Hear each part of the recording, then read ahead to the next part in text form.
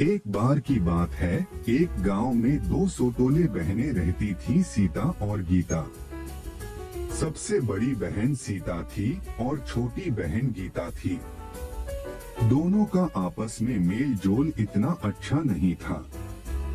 गीता अपने बड़ी बहन के साथ कभी सौतेला व्यवहार नहीं किया, बल्कि वह अपनी बड़ी बहन का बहुत ही आदर और सम्मान करती हैं। लेकिन सीता सोचती थी कि उनकी छोटी बहन को उनसे जलन हो रही है और सीता इस गलतफहमी में गीता से नफरत करने लगी और मौका मिलते ही उससे झगड़ा करने लगती थी। लेकिन गीता फिर भी सीता से कुछ नहीं कहती। एक दिन जब गीता सीमा से बाहर हो गई, तो गीता ने कहा, देखो सीता, तुम एकमात्र मेरी बड़ी बहन हो, तुम इस तरह का व्यवहार मत करो, मैं तुमसे बहुत प्यार करती हूँ। तब सीता ने कहा, कौन सा बहन, तुम मेरी सौतेली बहन हो, ये सब तुम्हारा नाटक है। यह सुनकर गीता को बहुत तकलीफ हुई और वह उदास होकर बाहर चली गई और सीता के बारे में सोचते हुए जंगल की ओर चली गई। अचानक कोई गीता को पुकारने लगा। उसे लगा कि शायद सीता मुझे बुला रही है। उसकी न सुनकर वह आगे बढ़ गई। उसके सामने एक बड़ा सा पेड़ दिखाई दिया, तो वह उस पेड़ के सामने बैठकर रोने लगी। तभी अचानक पेड़ ने कहा, मैं थोड़ी परेशानी में हूँ, क्या आप मेरी थोड़ी मदद कर सकते हैं? गीता ने कहा, हाँ, मैं आपकी मदद जरूर करूँगी। पेड़ ने कहा, बेटी, मैं बूढ़ा हो गया हूँ, मेरी जड़ें भी कमजोर हो गई हैं, इसलिए मैं जमीन से पानी नहीं खींच पा रहा हूँ।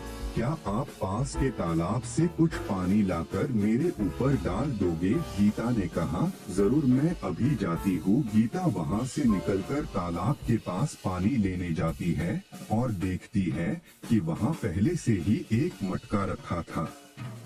गीता उस घड़े में पानी लाती है और उसे पेड़ की जड़ों में डाल देती है।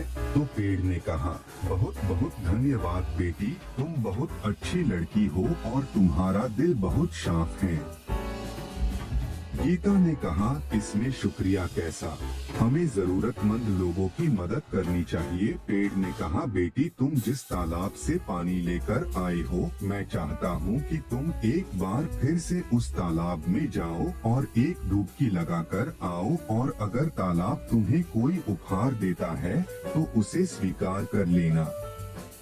गीता एक बार फिर से उस तालाब की ओर जाती हैं। तालाब पहुंचकर पानी में उतर जाती हैं और एक डुबकी लगाती हैं।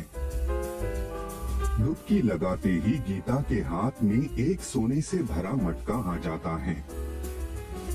गीता सोचने लगी, लगता है इसी उपहार के बारे में बात कर रहे थे।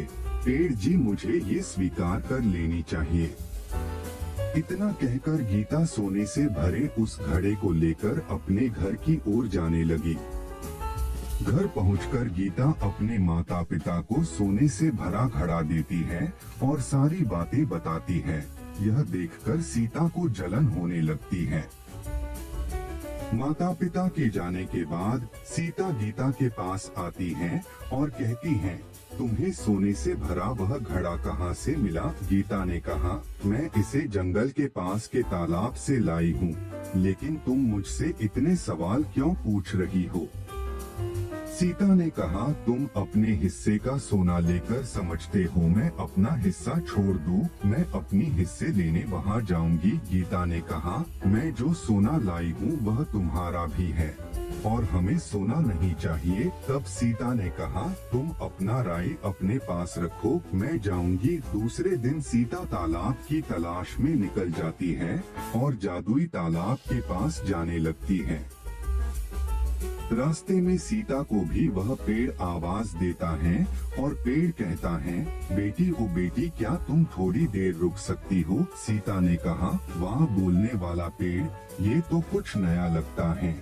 हाँ बोलो, क्यों आवाज दे रहे हो? पेड़ ने वही सवाल सीता से भी पूछा और सीता ने कहा, सुबह सुबह तुम्हें और कोई नहीं मिला अपनी बकवास बातें बोलने के लिए। मैं एक जरूरी काम से जा रही हूँ, मुझे परेशान मत करो। पेड़ ने कहा, बेटी बस थोड़ा सा पानी ला दो। सीता गुस्सा हो गई और कहा, तू ऐसे नहीं मानोगा, रुक मैं तुझे अभी पानी पिलाता हूँ। यह बोलकर सीता पेड़ को परेशान करने लगी और वहाँ से चली गई। थोड़ी देर में वह तालाब के पास पहुँच जाती हैं। फिर सीता कहने लगी, हाँ यही वह तालाब है, जल्दी से उतरकर मैं एक डुबकी लगाती हूँ। सीता तालाब में उतरकर एक डुबकी लगाती है। डुबकी लगाते ही सीता के पैर में एक सांप काट लेता है और वह चीखने लगती है। इधर सीता को न आता देख गीता बहुत परेशान हो रही थी। गीता सोच रही थी, इतनी देर हो गई अभी तक सीता वापस नहीं आई, कहीं सीता किसी संकट में तो नहीं पड़ गई। और गीता उसे ढूंढे निकल पड़ी। गीता जाकर पेड़ से बोली, पेड़ जी क्या आप सीता को कहीं देखे हो? पेड़ ने कहा, हाँ सीता उस तालाब की ओर गई है। पेड़ की बात सुनकर गीता तालाब की जाने लगी और वहाँ जाकर देखती हैं, उसकी बड़ी बहन तालाब के पास पड़ी है। वह सीता को बहुत उठाने की कोशिश करती है, लेकिन सीता नहीं उठी। तब गीता वापस पेड़ की पास जाती है और उसे सारी बात बताती है।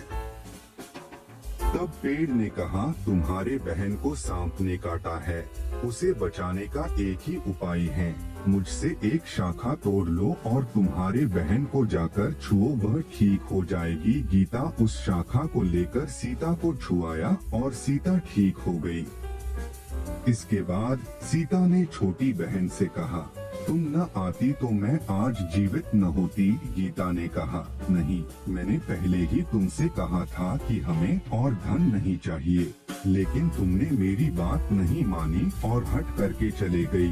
सीता ने कहा, क्षमा करो गीता, आज के बाद मैं तुम्हारी हर बात मानूंगी। यह कहकर सीता और गीता पेड़ के पास गई और पेड़ को धन्यवाद दिया और अपने घर वापस चली गई।